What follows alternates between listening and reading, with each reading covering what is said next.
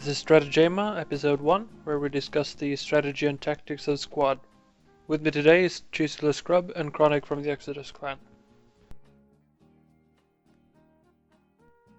Strategies and tactics of Squad. This is a pretty broad topic for this podcast, but the game is pretty limiting anyways right now, but we have apparently vehicles and logistics coming in version 7 according to the June update.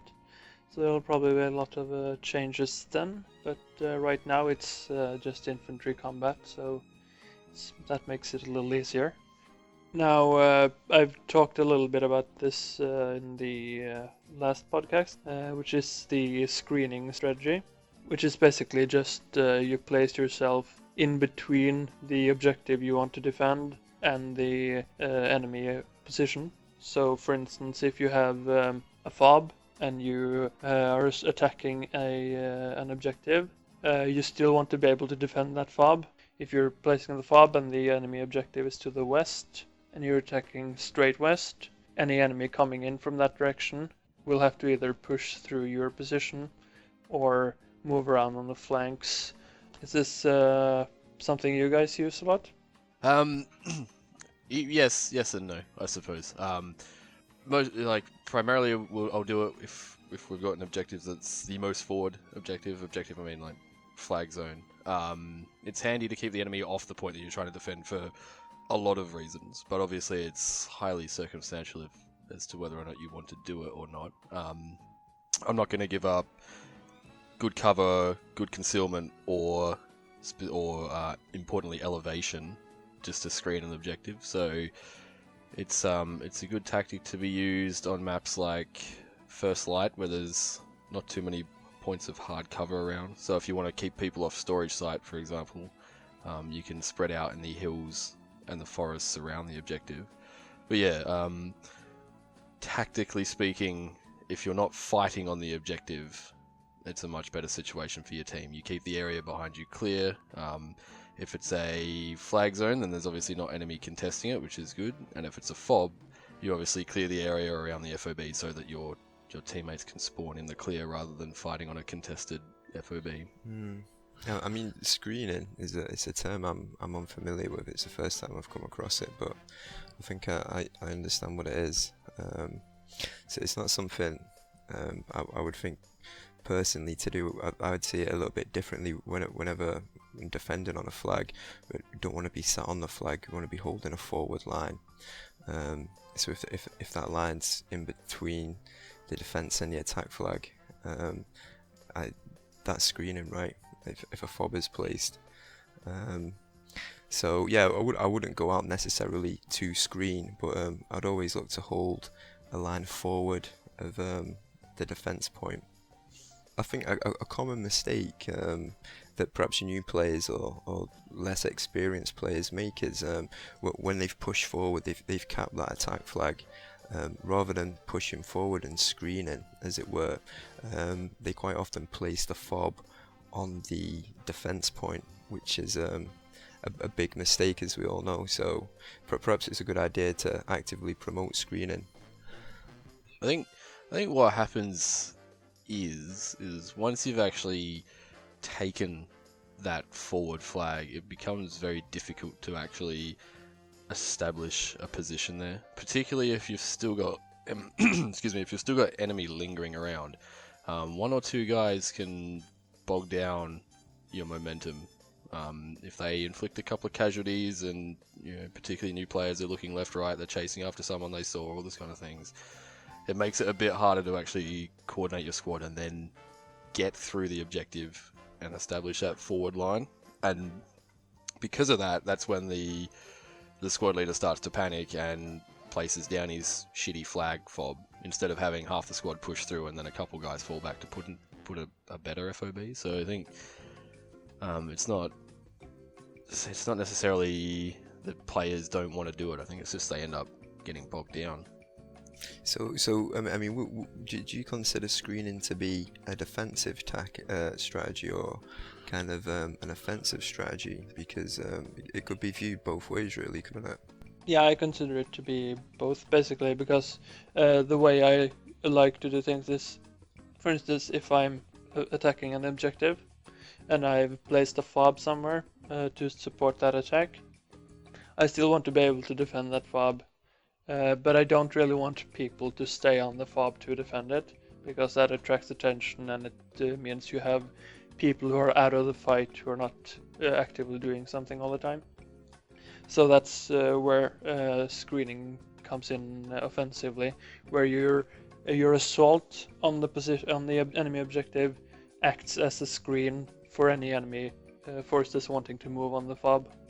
So I'm indirectly defending the fob by attacking, and which means that the enemy will have to go through my line or around my line, both of which are resource or time consuming.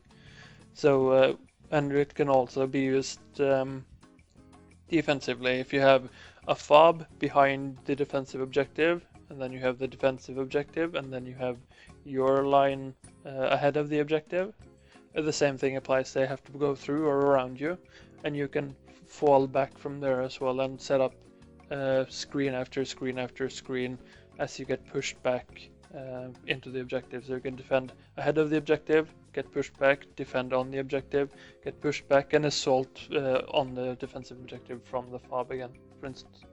Yeah, I think it's perhaps worth considering as well that if using it defensively when you've not got the forward momentum, it's going to give you another asset to have to defend in it. So you're not only defending a cap point, you need to consider the fob, because one thing I noticed time and again in public games is players place fobs, and those fob placements may be good placements, but in a matter of time, be it 5 minutes, 7 minutes, 10 minutes, an enemy will run into the back of that fob because everyone's pushed forward out of the fob because it was placed in a reasonably good placement, so it's remained uncovered. But fobs do get discovered, and usually nobody's sat there defending them. So time and time and again on public servers, you see decent placed fobs using to support defensive positions that are left uncovered. Not one player sat on them, people just spawning and running away,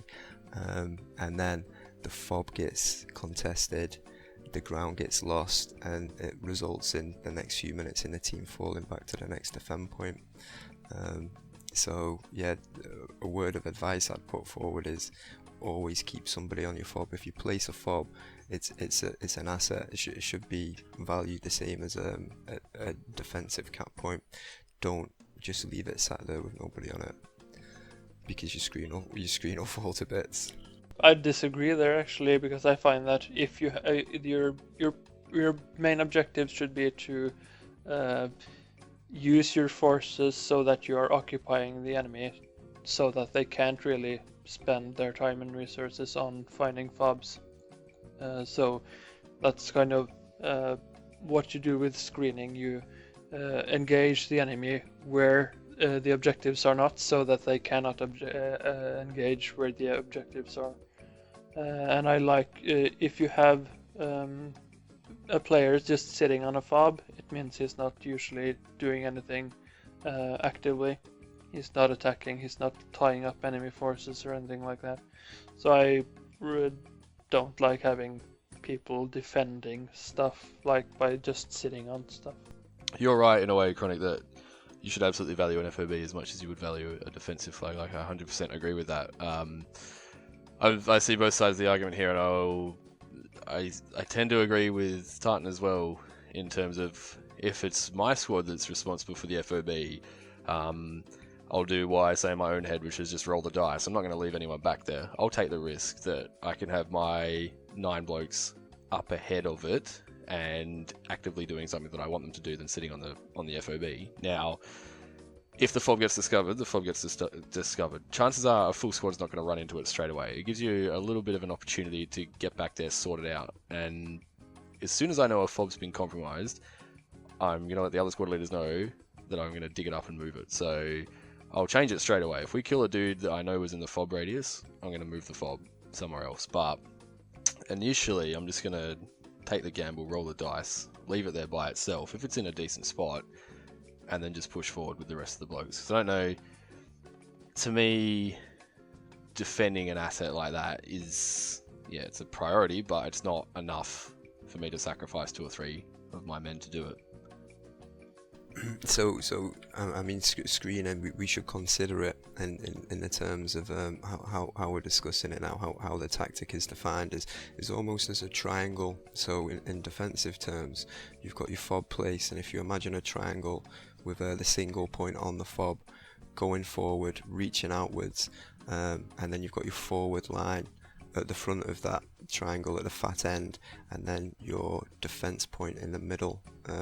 That's the screen to stop people flanking in from the outside, getting onto the defense point, and then coming back onto the fob. So it's almost a direct. I think you explained it to me before as fob, cap point, forward line, all in a straight linear line. So that removes the opportunity for players to come around the flanks and to get on that fob. Yeah. I think so sort of just diverging a little bit from where we need to be, but I think we'll find, speculating a bit, I think we'll find that fobs become a bit more important and a bit placed even further back than they are now when logistics comes in. So I think hopefully what we're discussing right now, it might not be such an issue. I mean, the team's still going to have to defend a fob, but hopefully they're not going to be found and destroyed as easily as they are now, which I think as a consequence of that, people are more willing to place them in more dangerous positions. So that whole meta might even change. We'll just have to wait and see.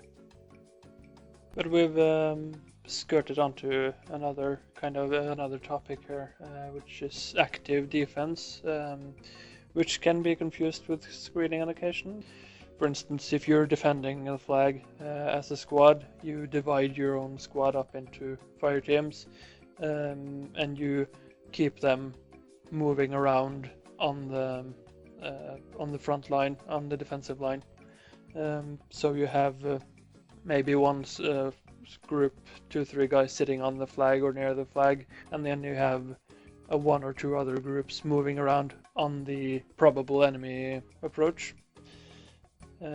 So you have those groups kind of like screening on the enemy approaches, and you just keep, but the difference there is that with active defense, you just keep your squad moving around all the time, constantly. Even if you're in an engagement, you try to disengage, shift position, flank around the enemy position, and just keep shifting your position so that the enemy can't just move straight on the objective.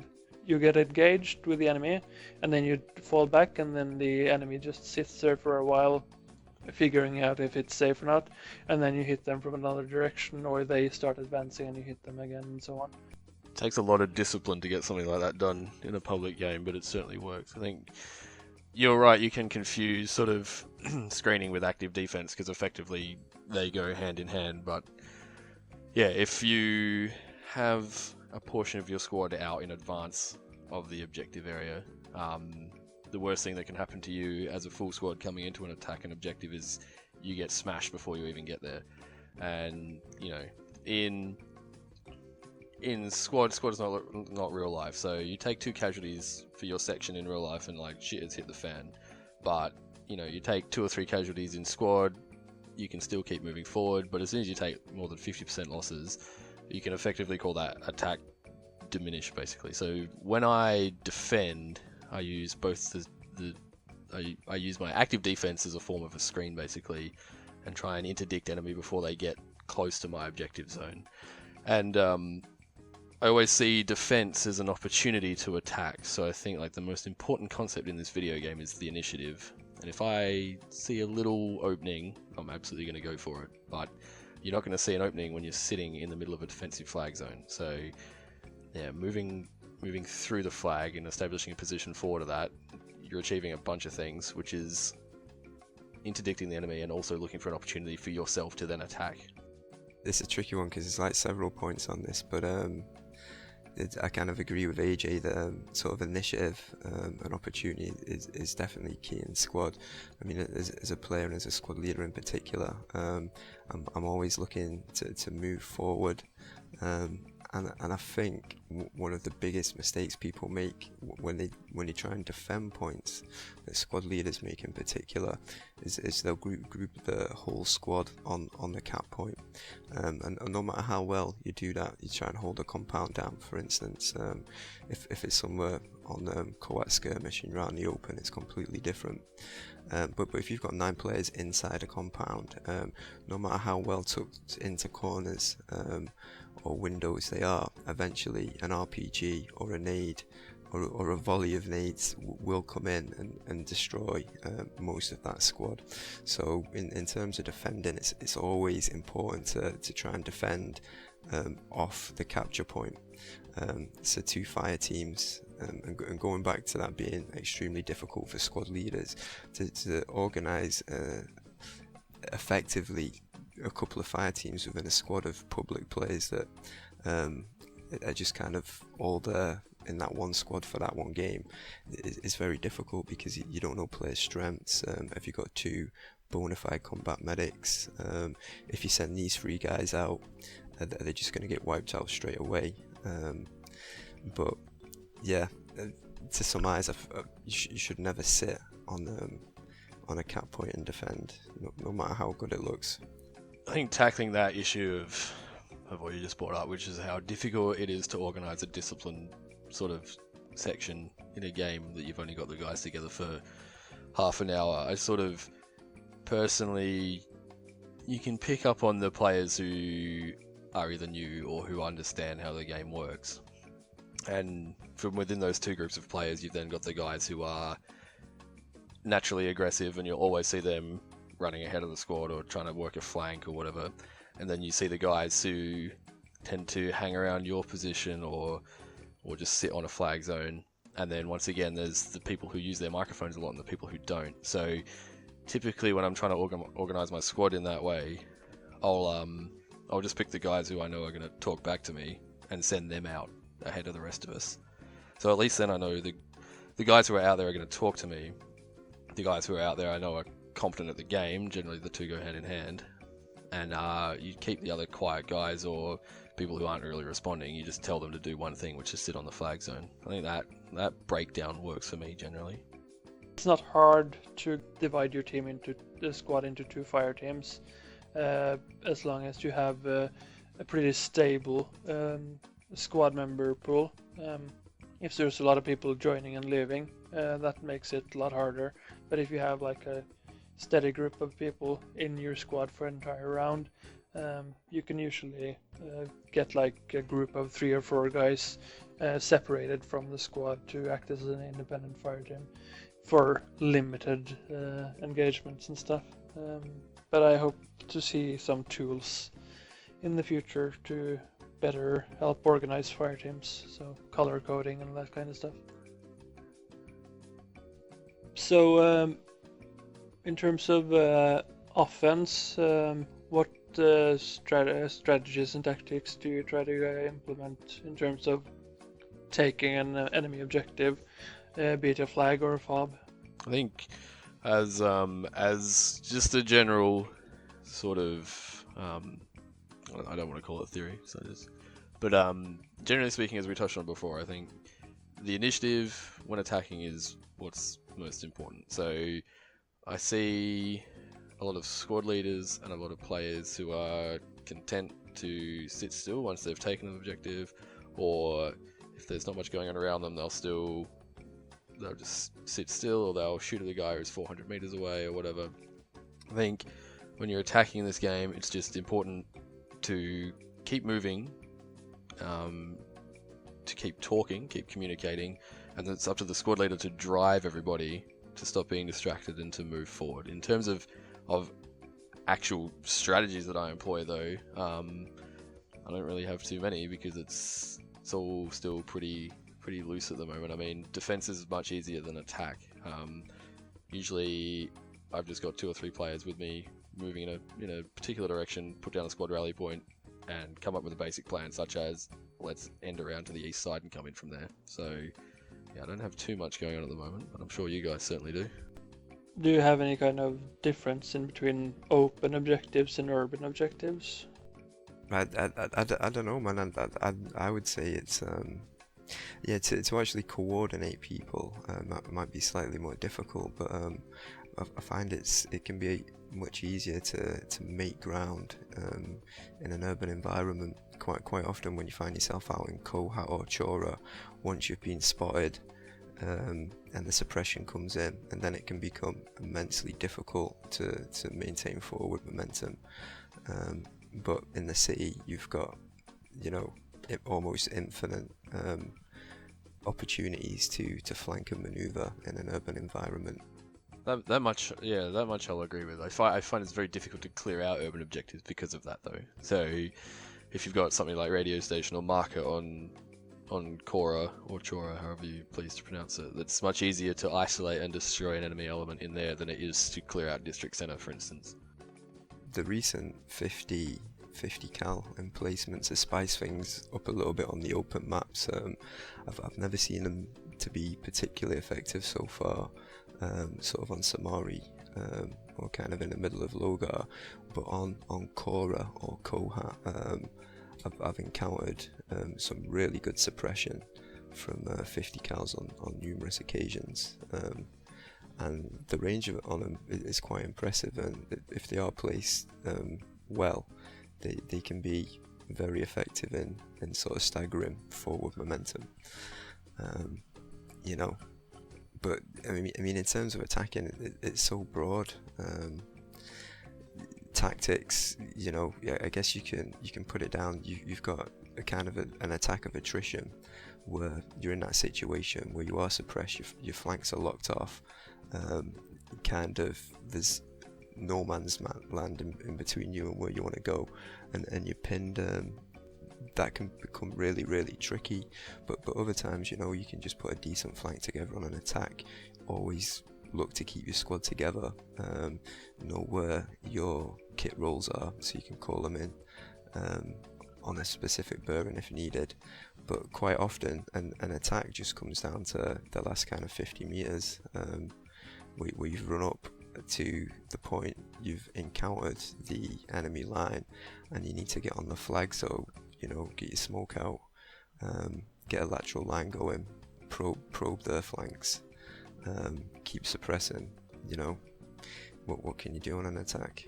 You just gotta get in there and roll your sleeves up, haven't you?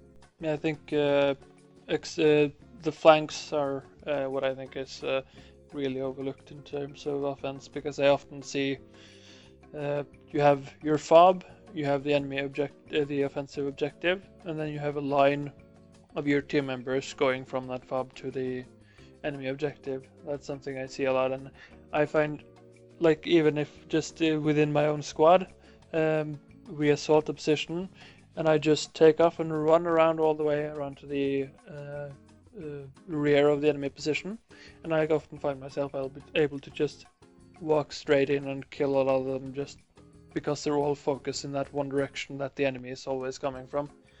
And I don't see that flanking being used all that much. I'd agree, man. I think it's important. You mentioned kind of the team line there. It's important to try and get the flanking squads to keep probing. So yeah, they may be reporting contact and saying, "Oh, I can't push forward." Yeah, but those two flanking squads, they've got to keep trying. And when the team determines which is the weaker flank, I mean, maybe an opening's opened in the middle by now, but it's important to keep probing the flanks. Even if you're coming up against contact, one flank will be weaker, and that's the opportunity to take the initiative that you need. I quite often see, as you mentioned, people not trying the flanks, the team getting pinned down, bogged down in that line, and just kind of accepting the circumstances. But as AJ mentioned before, kind of initiative's so important. If you see that weak flank, keep probing it, and then bang, off you go. And there's your attack. And usually you can actually determine that yourself. If you're not engaged in the fight and you're watching a squad push up, if you're thinking, or if it's your role to move on to that attack point as well, and you see their their squad members dropping off the map, and you see that the squad leaders respawned, then I mean you can take that as a very good signal not to try that approach. So you can, you know, use the riverbed, use the waddy, go around the other direction and try that way.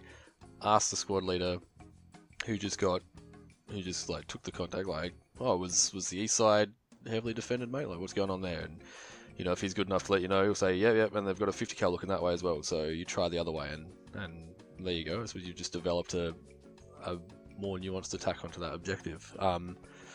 And what I wanted to mention as well is what you mentioned, Chronic, just before. That's overlooked a lot of the time as well, is keeping your squad together. It's very easy, like, if you get shot and you know the medic's not around and you've waited like 30 seconds to a minute and there's no chance, when you give up and you spawn back at your fob, at least get 4 or 5 guys back together with you. There's no point feeding the enemy tickets as each of you just run in there individually. 5 or 6 of you are going to make a much bigger impact than, you know, each individually moving up together. And I think that there is where you win the fight in the last 50 yards. It's whether you've got 2 guys still alive or you've got 5 guys still alive. And, you know, smoking the objective in front of you so the enemy can't see, but you can still see, is also important. And then, yeah, frags out and bust in and happy days. I think when we're talking about sort of attacking, some basic principles that squad leaders should be employing is keeping the squad together. When you're moving forward, you want to be stopping, making sure that your squad regroups if you have become staggered.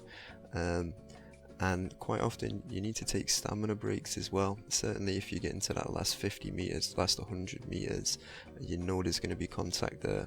You want to make sure you've got full stamina to hold up, take a respite, have your medics do a quick scout with the binoculars, be prepared to smoke if you need to.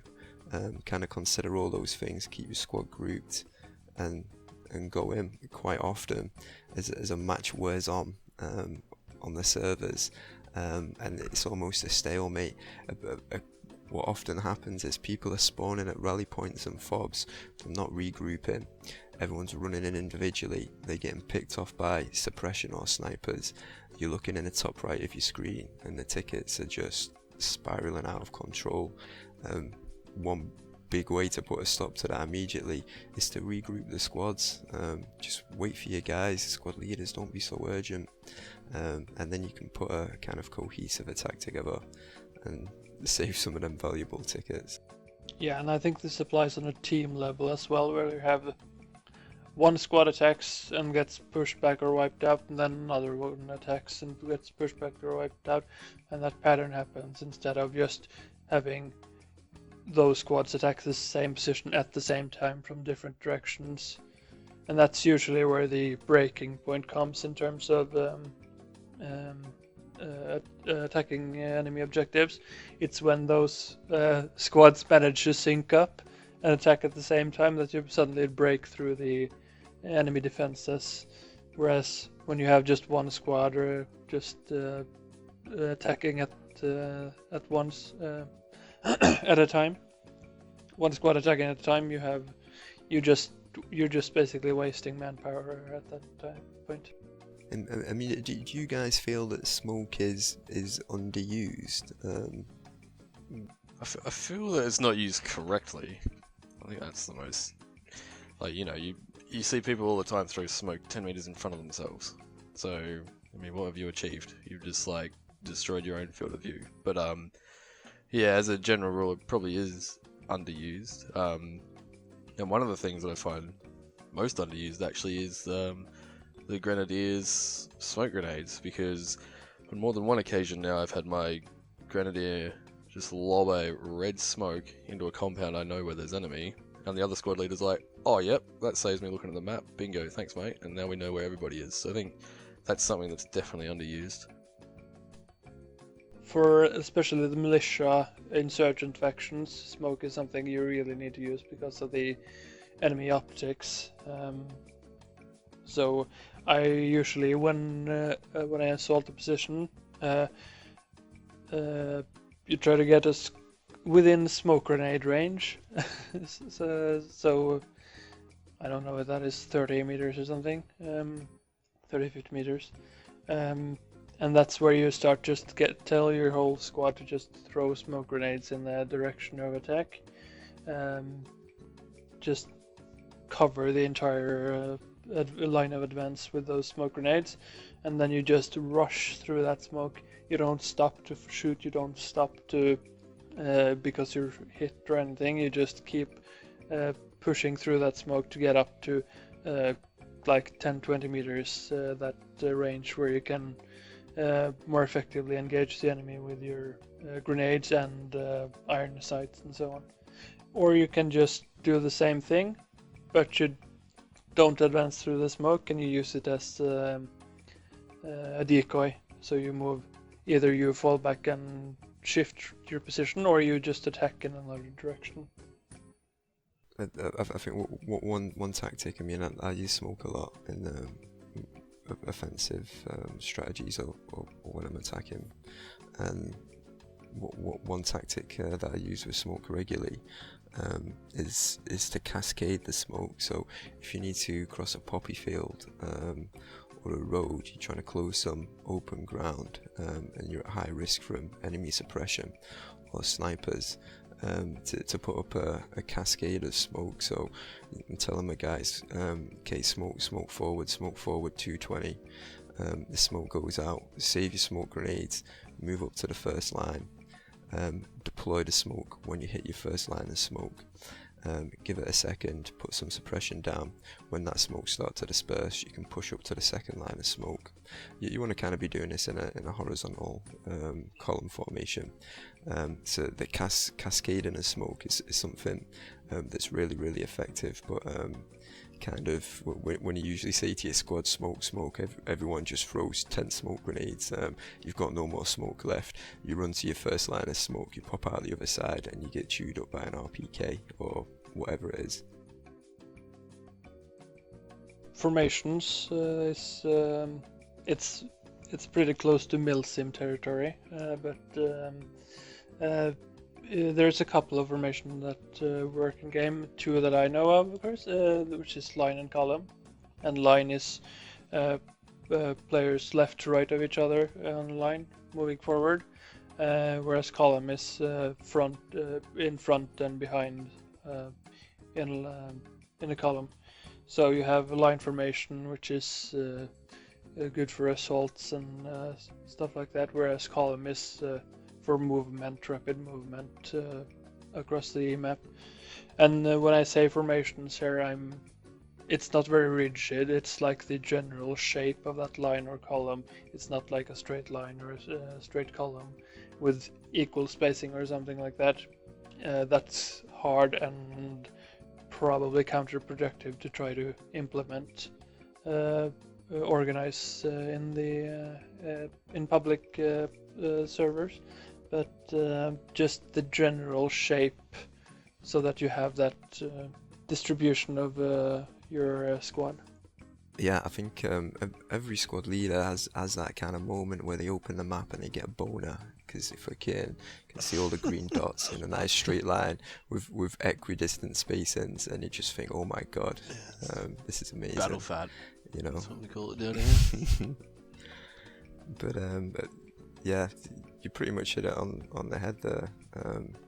The column is for when you're moving quickly, and then your line, you kind of got maps like OP First Light. You might be out on the western flank, you kind of expecting an ambush any second, but you're pushing forward slowly to try and catch a territory.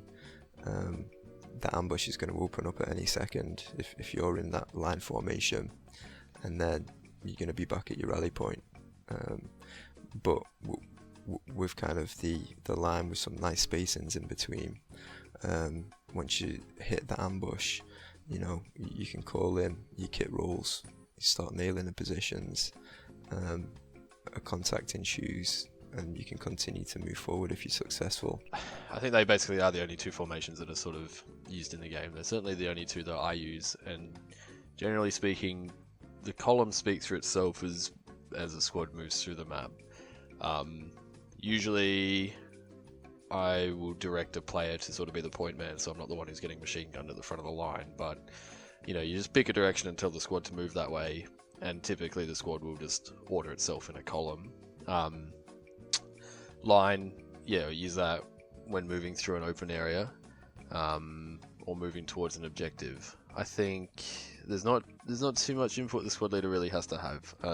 There's not too many formations that are actually valuable in squad, to be honest, outside of line and column. And then I think terrain itself actually dictates the sort of formation that you use at any rate. So the only things that I'm really concerned about as a squad leader in terms of formation are sort of the spacing, as you mentioned, Chronic, and I would say the orientation of the formation relative to the enemy and sort of where you are on the map. If you're moving down an alleyway and everybody is in a dead straight line, then you run the risk of getting completely smashed. So, this sort of comes down to the proficiency of your players as well. Spread out on both sides of the alleyway, spread out on both sides of the road, and just maintain a spacing so that one grenade is not going to knock you all out at once. But I don't go out of my way usually to actually dictate formations to my squad. I feel that most players take care of it themselves for the most part. But I think it is important to try and place some emphasis on the line formation, because it should be a very common formation. So if you're in an ambush, if you're staging an ambush, or you're moving towards an objective, or you're trying to cover open ground on Cora or Kohat, then that line formation with the spacings is very important. If you're an ambushing squad and you're trying to stage an ambush on Fools or OP, you're lined up in a woodland, again, that is a line formation, and the spacings are really important there, because if you keep that line too tight, all the enemy contact is going to be focused on that line. But if you're using good spacings between your squad members, and then when that contact comes in, you can open up with a wide arc of fire, and usually come off trumps. With the line formation as well, there are circumstances when you might be on Cora, for instance, and you might be moving up a river, and you'd use almost, I don't know if it's a staggered line, it's something I do quite often, where I split not into two fire teams, but I asked the squad to disperse on both sides of the river or both sides of the road. So rather just using the column to run straight along the stone wall or straight along one side of the riverbed, we are expecting contact coming in soon. So pretty much like the line formation, where we stagger it, we stagger the column, so we split into east and west along the road, the route, or the riverbed, and generally find if you do come across a contact, you're much better able to deal with it. There's a term I've come across before, and it's called tacti blob. And tacti blob it's a nightmare. Sometimes you see the whole team in a tacti blob, or sometimes you can see a squad just getting nailed. And if you look on your map as a squad leader and everybody's grouped there, and all you can see is your squad leader one number or whatever it may be, that's kind of a tacti blob. It's a faux pas. It's not a formation. So if you are looking and you are thinking tacti blob, and then you need to address that probably with a line, rather than just a blob. And this is one thing that is really important to remember about line and column formation.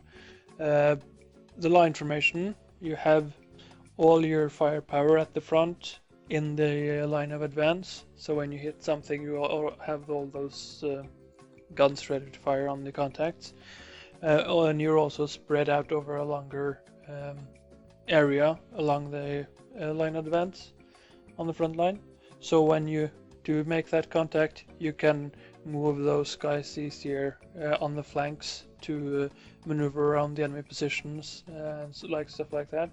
Whereas the column formation, you have people your squad members are behind other squad members. So you first have the guys at the front of the column who will first engage, and then you have the people behind that who are often outside of the engagement range, or their view is obscured by the front of the column.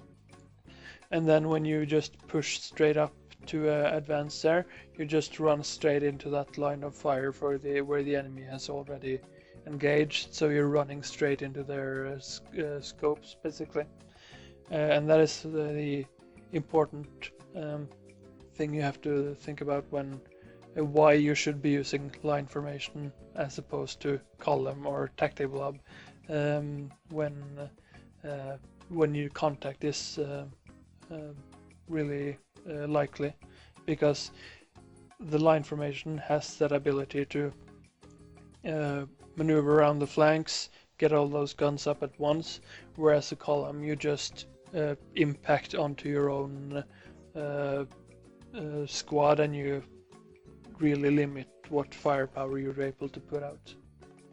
Yeah, I suppose. I mean, if it's really getting down to the nitty gritty of kind of squad meta. But you know, if you're in that column formation, try and keep your support roles at the back of the column, and your rifleman at the front, your medics kind of towards the back with the support, and your squad leader in the middle. Because if you're in that column formation and you run into an ambush, it's usually the first 2 or 3 guys to go down. So I don't know, that I hope squad leaders out there don't run medics on point, but I think it was mentioned by myself before that medics are so important. So if you are running in a column formation, just take a second to think about who's at the front of that column. If it's a squad leader, you're probably going to die first. If it's your medic, he's probably going to die first. If it's your support gunner that you want to open up as soon as the contact comes in, don't put him in the front of the column. Yeah, especially your medics. That's the punishment I give for whoever picks the rifleman kit. They go first in line formation. You're on point. That's it. You've got a rifle and you've got 2 grenades. Get out of the front, mate.